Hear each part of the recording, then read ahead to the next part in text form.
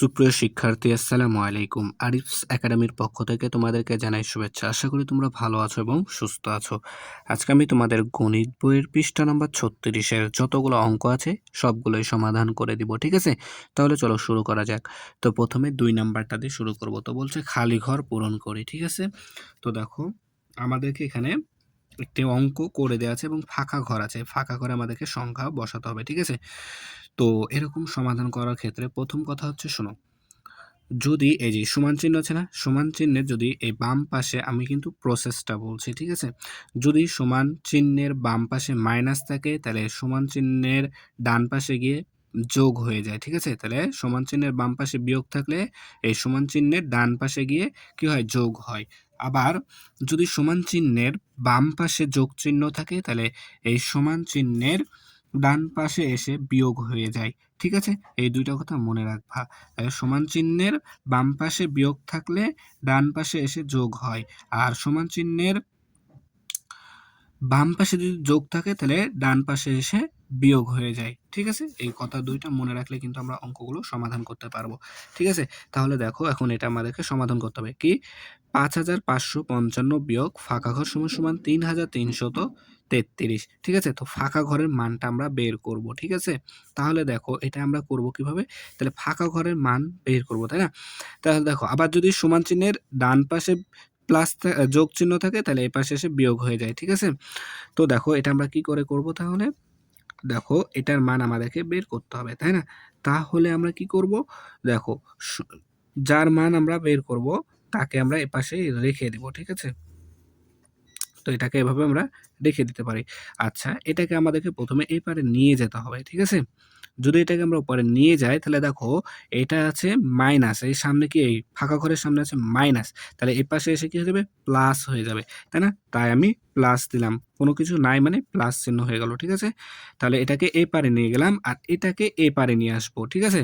তাহলে দেখো যদি এটাকে আমি এই পারে নিয়ে আসি বাম পাশে, তাহলে দেখো এই 3,333 এর আগে কোনো চিহ্ন নাই, তার মানে কি যোগ চিহ্ন আছে আমাদের মনে মনে, এখানে যোগ চিহ্ন আছে, ঠিক আছে? তাহলে এই পাশে আসলে কি হয়ে যাবে, বিয়োগ হয়ে যাবে, তাই না? তাহলে প্রথমে এই সংখ্যাটা তো এখানে থেকেই যাবে, তাহলে 5,555, তাহলে এটা যোগ আছে, এটা এই পাশে এসে কি হয়ে যাবে, বিয়োগ হয়ে যাবে, 3,333, তাই না? তাহলে এখন যদি আমরা এটা বিয়োগ করে ফেলি তাহলে কিন্তু আমাদের ফাঁকা ঘরের মানটা চলে আসবে।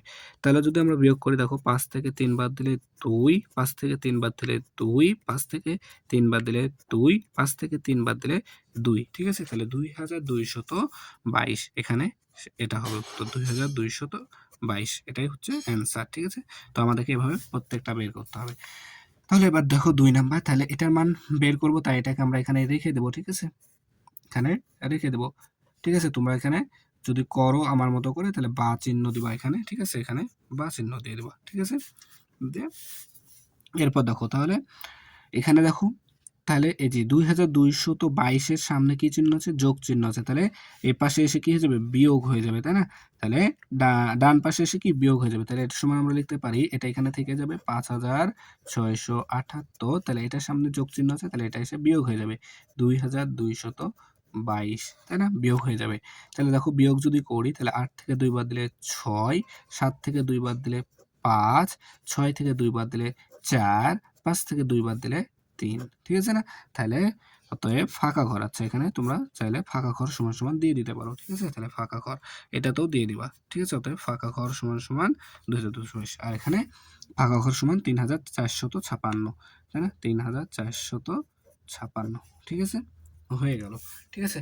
তো যখন তোমরা এইভাবে করবা তখন এখানে এটা দেওয়ার কোনো দরকার নাই এখানে লেখার, ঠিক আছে? এখানে আমি উত্তরটা তোমাদেরকে লিখে দিচ্ছি, ঠিক আছে? তাহলে দেখো সেম ভাবে এখন আমরা 3 নাম্বারটা করব, তাই না? তো 3 নাম্বার দেখো কি আছে, 3,456 যোগ ফাঁকা ঘর সমান সমান 5,678, তাই না? তাহলে ফাঁকা ঘরের মান বের করব, তাহলে বা ফাঁকা ঘর, তাহলে আমাদেরকে এই পাশে বাম পাশে থেকে যাবে, যেটার মান বের করতে বলবে সেটা ফাঁকা কি বাম পাশে থেকে যাবে, তাই না? তাহলে সমান সমান আমরা লিখতে পারি, দেখো এটা থেকে যাবে এখানে 5,678, তাই না? তাহলে এখন এই 3,456 আগে কোনো চিহ্ন নাই মানে মনে মনে যোগ চিহ্ন আছে, তাহলে যোগ চিহ্ন যদি থাকে তাহলে ডান পাশে এসে কি বিয়োগ চিহ্ন হয়ে যাবে, তাই না? তাহলে 3,456, তাহলে যদি এখন আমরা এটা থেকে এটা বাদ দিই তাহলে কিন্তু উত্তরটা চলে আসবে। তাহলে দেখো ৮ থেকে ৬ বাদ দিলে ২, ৭ থেকে ৫ বাদ দিলে ২, হ্যাঁ? ৬ থেকে ৪ বাদ দিলে ২, ৫ থেকে ৩ বাদ দিলে ২। ঠিক আছে? তাহলে অতএব ফাঁকা ঘর সমান আমাদের চলে আসলো কত? ২,২২২, তাই না? ২,২২২। ঠিক আছে? ২,২২২, ঠিক আছে? তারপরে দেখো ৪ নাম্বারটা। তাহলে ৪ নাম্বারটা আমরা করব কি? এই ফাঁকা ঘর। তাহলে ফাঁকা ঘরের মান বের করতে হবে। তাহলে এটাকে বাম পাশে রেখে দেব। আর বাদবাকিগুলো কি ডান পাশে নিয়ে চলে যাব। তাহলে দেখো এই সংখ্যাটা এখানে থেকেই যাবে ৯,৫৬৬। এখন দেখো এই সংখ্যার আগে বিয়োগ চিহ্ন আছে। তাহলে এপাশে এসে কি হয়ে যাবে? যোগ চিহ্ন হয়ে যাবে, তাই না? তাহলে ১৭,২৫৩, তাই না? তাহলে এখন যদি যোগ করে দেখো ৬ আর ৩ এ ৯, ঠিক আছে না? ৬ আর ৩ এ ৯, ৬ আর ৩ এ ৯, আর ৬ আর ৫ এ ১১, ১ হাতে থাকে ১, ৫ আর হচ্ছে ২ এ ৭ আর ১ এ ৮, ৮, তারপর ৯ আর ৭ এ হচ্ছে ১৬, ১৬, ৬ হাতে থাকে ১, তাই না? তাহলে ১ আর এই ১ ২, তাই না? তাহলে ২৬,৮১৯। তাহলে এখানে কত বসবে? ২৬,৮১৯, তাই না? ২৬,০০০, অতএব ফাঁকা ঘর সমান কত আমাদের? ২৬,৮১৯, তাই না? তাহলে দেখো আমরা কিন্তু খুব সহজে সমাধান করতে পারছি। জাস্ট শুধুমাত্র ২ টা কথা মনে রাখবো। সমান চিহ্নের বাম পাশে যদি যোগ চিহ্ন থাকে তাহলে সমান চিহ্নের ডান পাশে গিয়ে বিয়োগ হয়। আর সমান চিহ্নের বাম পাশে যোগ থাকলে ডান পাশে গিয়ে বিয়োগ হয়ে যায়। ঠিক আছে না?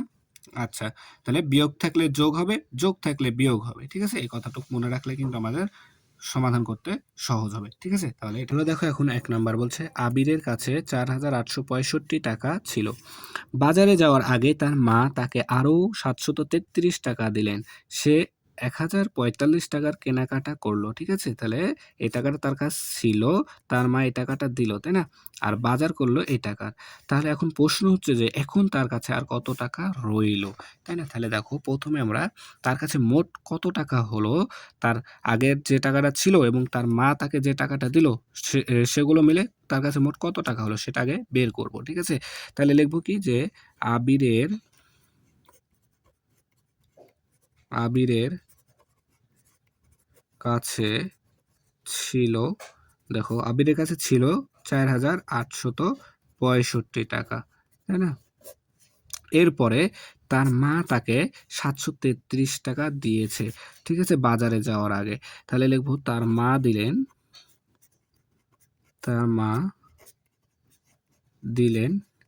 ৭৩৩ টাকা। তাহলে তার মোট কত টাকা হচ্ছে সেটা বের করব। তাহলে কি করতে হবে? যোগ করতে হবে, তাই না? তাহলে দেখো ৫ আর ৩ এ ৮, ৬ আর ৩ এ ৯, ৮, ৭, ১৫, ৫ হাতে থাকে ১, ৪ আর ১ এ ৫, তাহলে ৫,৫৯৮ টাকা, তাই না? তাহলে তার কাছে মোট আছে এখন, তাহলে তার কাছে মোট আছে এই টাকাটা, তাই না?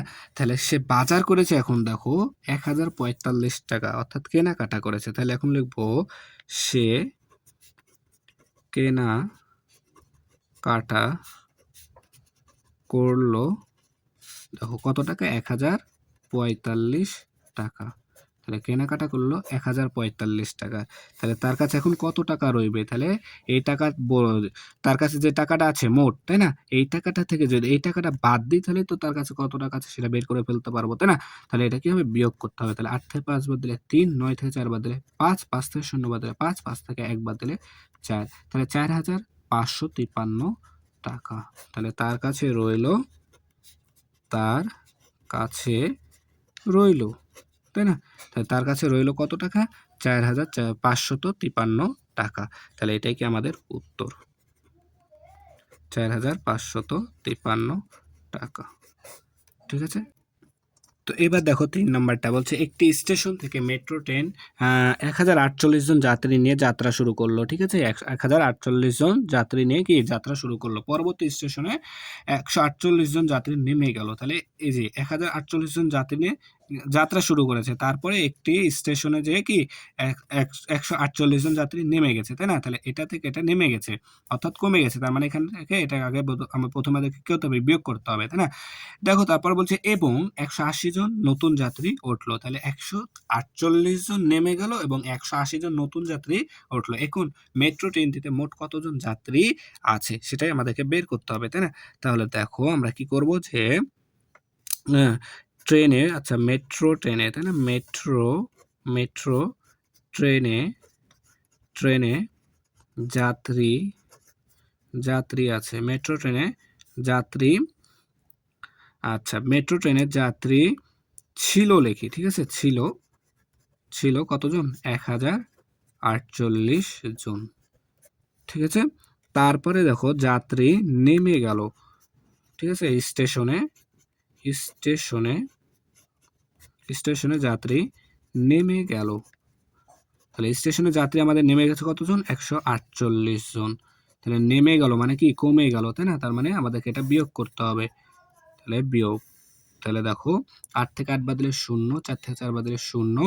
তাহলে ০ থেকে ১ বাদ দিতে হবে, যায় না। তাহলে ০ কে ১০ ধরতে হবে, ১০ থেকে ১ বাদ দিলে ৯। হাতে থাকে ১, ১ এখানে দিয়ে দিলে ১ থেকে ১ বাদ দিলে ০। বামে শূন্যের কোনো দাম নাই। তাহলে ৯০০ জন যাত্রী এখন কি? তাহলে যাত্রী রইল এতজন। ৯০০ জন যাত্রী কিন্তু এখন নেমে যাওয়ার পরেও থাকলো। ঠিক আছে? তারপরে এখন দেখো ১৮০ জন নতুন যাত্রী উঠলো। তাহলে এখন লিখব যে নতুন ঠিক আছে না? এখন নতুন যাত্রী উঠলো কতজন? ১৮০ জন। ১৮০ জন নতুন যাত্রী কি উঠলো আমাদের, তাই না? তাহলে নতুন উঠলো মানে কি? আরো যোগ হলো, বেশি হলো। তাহলে আমাদের কি করতে হবে? যোগ করতে হবে। তাহলে ০, ৮ আর ০ যোগ করলে ৮ আর ৯ আর কে ১০। তাহলে দেখো এতজন। তাহলে দেখো এখন ট্রেনটিতে মোট কতজন যাত্রী আছে? তাহলে ট্রেনটিতে মোট